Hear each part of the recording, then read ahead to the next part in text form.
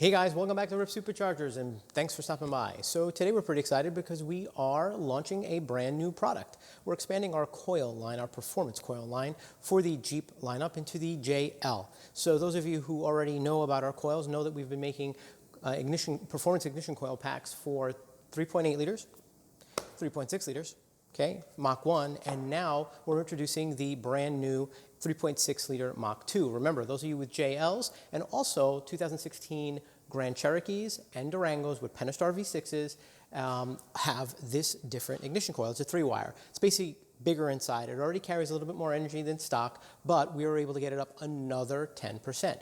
So what's great about this is that basically what a performance ignition coil means to you is that we're going to bring more spark energy to the spark plug, which is basically down at the other end of this boot here. This boot is basically your ignition wire. Back in the day, we used to have a coil, a distributor cap, all that, and then it would go through a wire. You know, now modern motors have coil packs, one individual per cylinder. You have 6 naturally, just like the 3.8 liter here has 6 little leads, okay, and that would have ignition wires going to it. You're going to have these go directly into the cylinder head and light the spark plug up. Basically what they are is amplifiers. So if you can associate this with maybe a stereo system where you have more energy coming in, you're amplifying and bringing more power for that more bass, that punch, we're lighting up more fuel. What they'll do is basically ignite more fuel and make more power. Now remember, the power is going to be through the entire RPM band.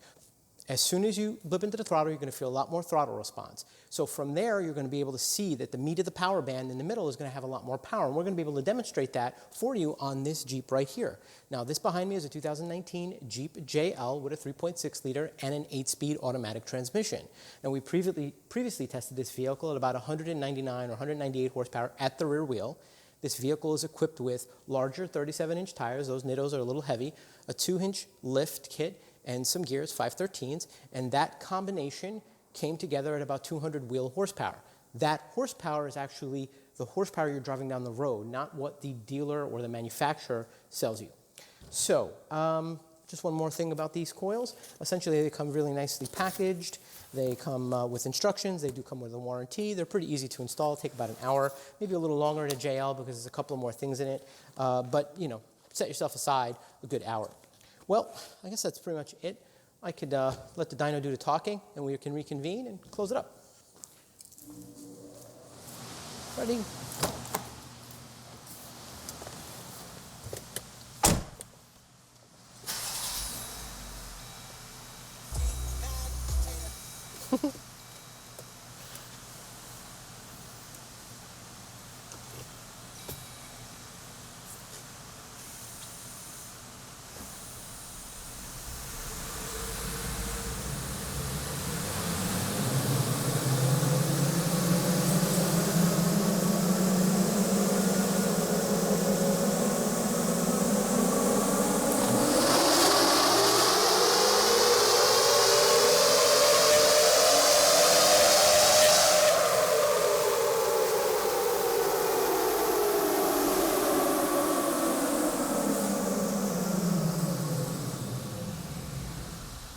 Wow, that's going to be pretty impressive. All right, guys, so I'm going to put up some power here, okay? 209 horsepower. We gained 10 horsepower. I'm going to shut these fans off, guys. It's a little noisy. Sorry about that. All right, so we gained 10 horsepower at the rear wheel. That's with one mod. So what we're talking about here is all we did was take out the coils that were there, put in our coils, and picked up 10 horsepower. Okay, that is in and itself, all right, worth the investment. However, I want you to look at these lines. The red lines here, right, represent the power and the torque, the horsepower and the torque that the car made prior. If you look right here, right off the hit, we're up, I don't know, 10, 20, 30 horsepower right off red line. So basically, we're talking about 2,000 RPMs. That's where you're driving around.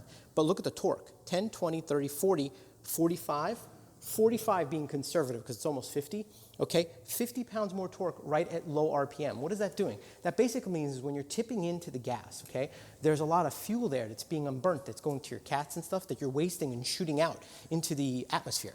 We are actually burning it because we have a much hotter spark.